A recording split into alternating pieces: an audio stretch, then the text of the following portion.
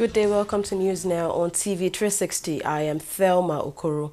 Troops of the Nigerian Army have conducted fighting patrol as part of efforts to rid the northeast region of Boko Haram insurgents.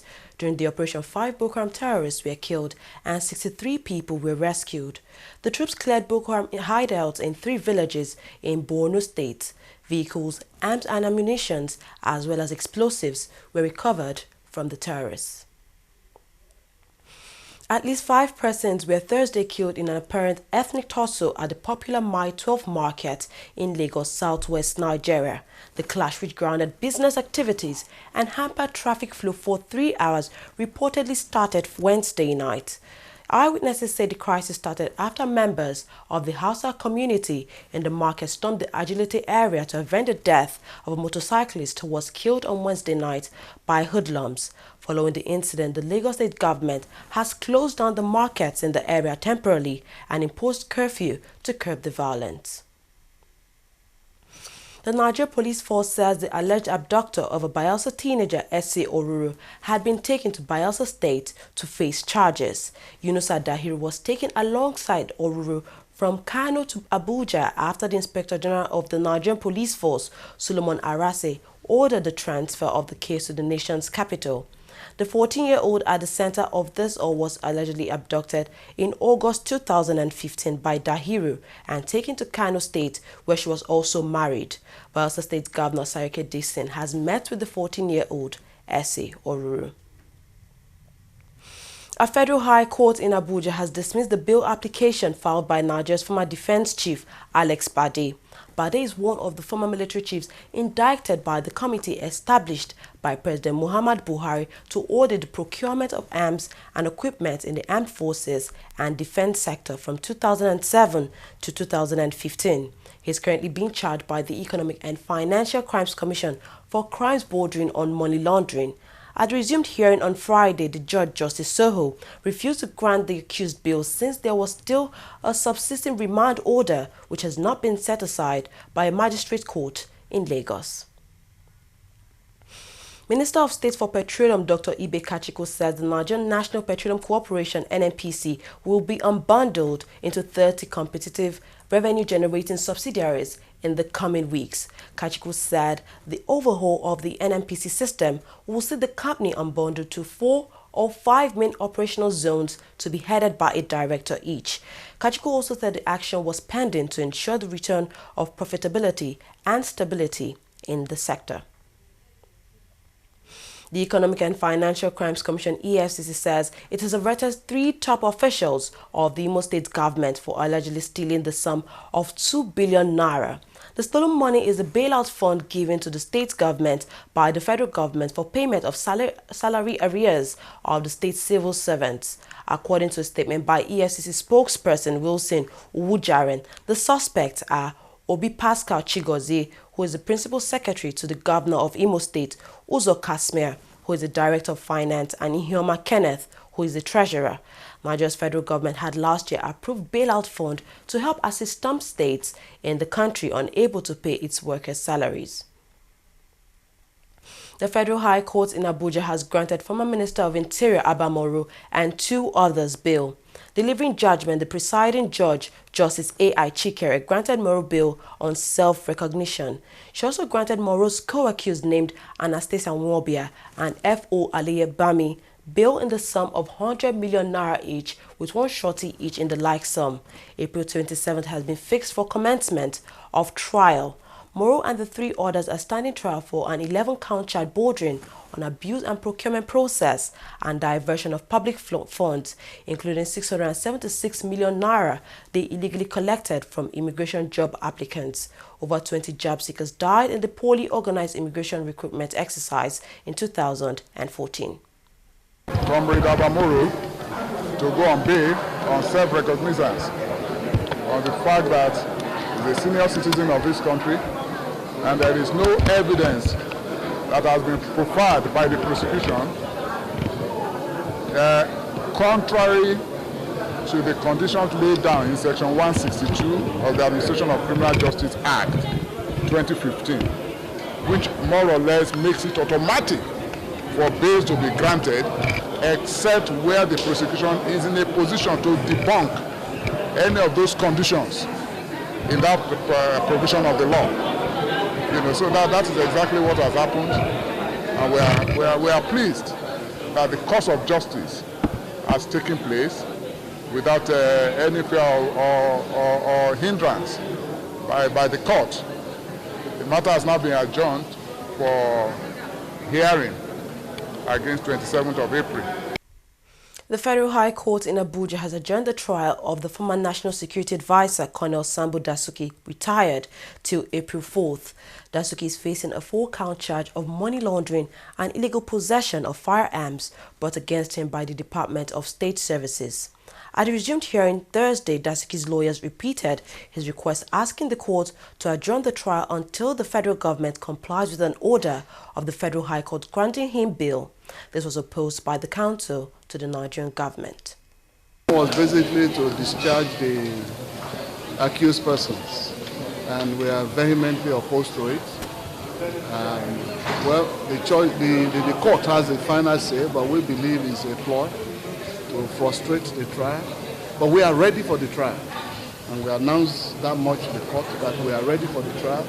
Everything is set, and like we said, the accused person is not being detained in respect of this matter, and they have also admitted by saying that there are other charges against him. So the application is actually for the court to determine whether it has merit or not. So we believe that we are ready for the trial, and I think the earlier we commence the trial, the better for all parties. I said in the court that he's a crown prince and a retired colonel of the Nigerian Army. That makes him, by all standards, a very, very honorable gentleman. And I believe in a matter of this nature, the most honorable approach is to allow the trial to commence immediately, and then he's discharged or he's, if he feels he has anything, then he will plead guilty. If not, he's either discharged after trial or he's acquitted. We are not to persecute anybody. We are just prosecuting on behalf of the people of Nigeria. My position is, if you make even 1,001 orders from the present posture of government, they will always disobey the orders. So stop listening to them. So what are you talking? That's why, for him to stop the trial. So long as he stops the trial, the Federal High Court has stopped the trial. But if they obey the order today, we'll proceed tomorrow. The Fulani community in Benue State has blamed the people of Agatu for igniting the ongoing crisis by killing over 10,000 cattle belonging to its members. Adu Boderu, who spoke on behalf of the Fulani community during a meeting between Agatu community, Fulani community and Police Inspector General Solomon Arase, said criminal elements from both sides escalated the crisis despite the quick intervention of the governor. Idu, who spoke on behalf of the Agatu people, decried the continued unprovoked attacks on the people by Fulani mercenaries. Officials say no fewer than 7,000 persons have been displaced in the wake of the crisis between Fulani herdsmen and Agatu farmers of Benue State. Over 100 have also been killed in the crisis. The Department of State Security has arrested Victor Ume, former national chairman of the All Progressives Grand Alliance APGA. Reasons for Ume's arrest is still not known. Ume was invited to the headquarters of the DSS for questioning by officials. His aide Stan Okeke confirmed the news Friday morning. Inspector General of Nigeria's Police Force Solomon Arase has commended the role being played by the Police Community Relations Committee (PCRC). According to Arase, the PCRC were committed to effective policing in the country. Arase, who spoke at the 15th National Conference of the PCRC in Abuja, urged members of the committee to continue in their efforts in helping police rid the nation of criminals, as their patriotism will not go unrewarded. He was represented by the Assistant Inspector General of the Police Force, Patrick Dokumo. The police need to be more alive to their responsibilities towards road safety and security, because most of the crimes are committed after midnight. So it is better for them to be on the road after midnight than during the daytime. And in addition to that, I am using the opportunity to call on the higher authority to institute monitoring team for the police on highways in order to ensure that the noble idea of the IGP of motorized patrol that he introduced is really working. Because as I told you, somebody came all the way from Abuja, but he did not see any motorized patrol vehicle on road until he reached this junction or outskirts of Abuja. And I think the IGP noble idea was meant to make sure that there is improved security on our highways.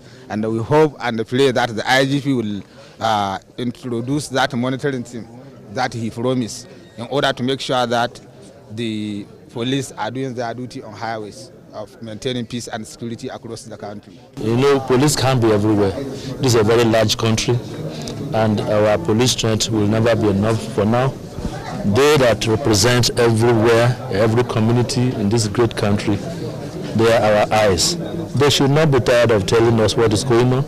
And as usual, we will continue to promise them whatever information they give to the police will be treated with confidence. The era has come when people keep on saying, well, if you give information to the police, they will give you out. It is not police of nowadays. Maybe it happened maybe before I joined the police, but not now. So we will appeal that when there are information, they can tell us. Time for a short break. When we come back, we'll look at business and more top stories. Stay tuned.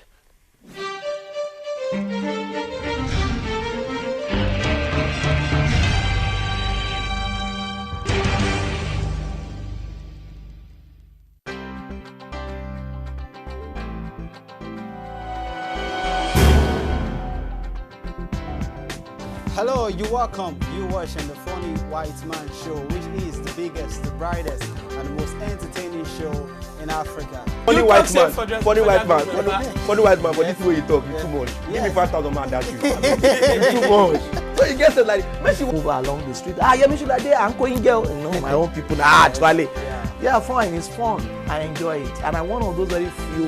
I'm forever taking it personal. I will listen 160 million Nigerians are corrupt. How? My brother, I'm looking for you. Yeah, but it's a growth, and this is the time to build business and know the pitfalls and know what to do and what not to do. But there are months where you get business and months. You know how we do, how we train them. We did the way you did.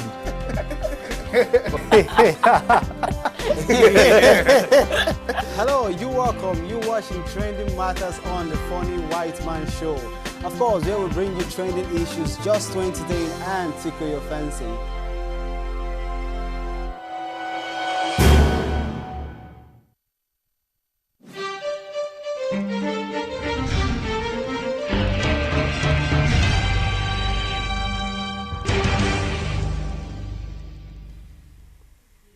Welcome back. You're watching TV360 News now.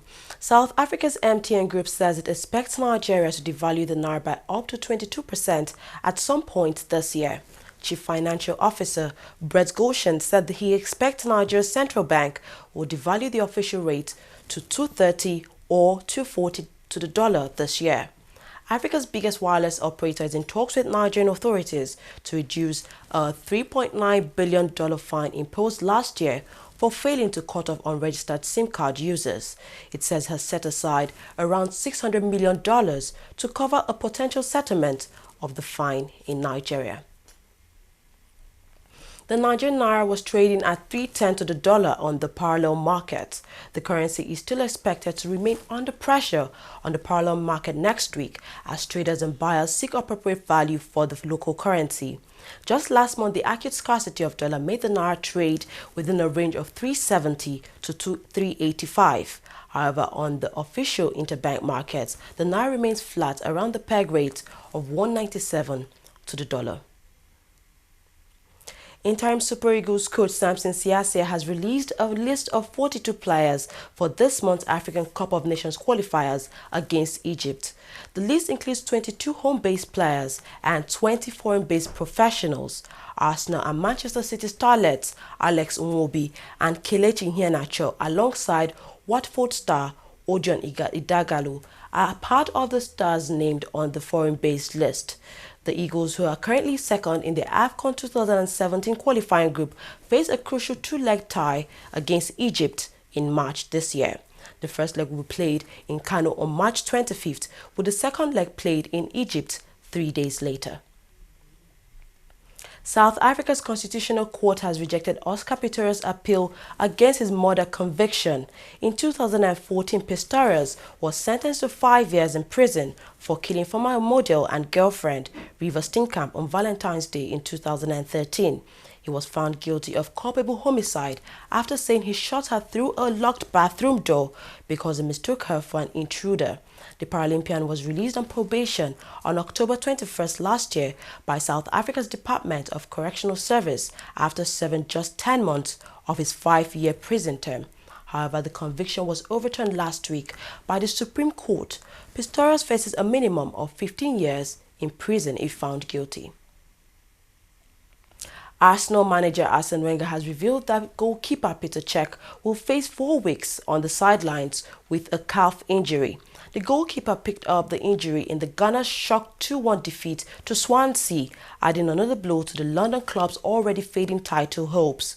Wenger, in his press conference before the North London derby on Saturday, also revealed that defender Lauren Koscielny will miss the game with a small injury. The Gunners are currently third on the table, 6 points behind leaders Leicester City. Well, that's all we have on news now. We thank you very much for watching. I am Thelma Okoro.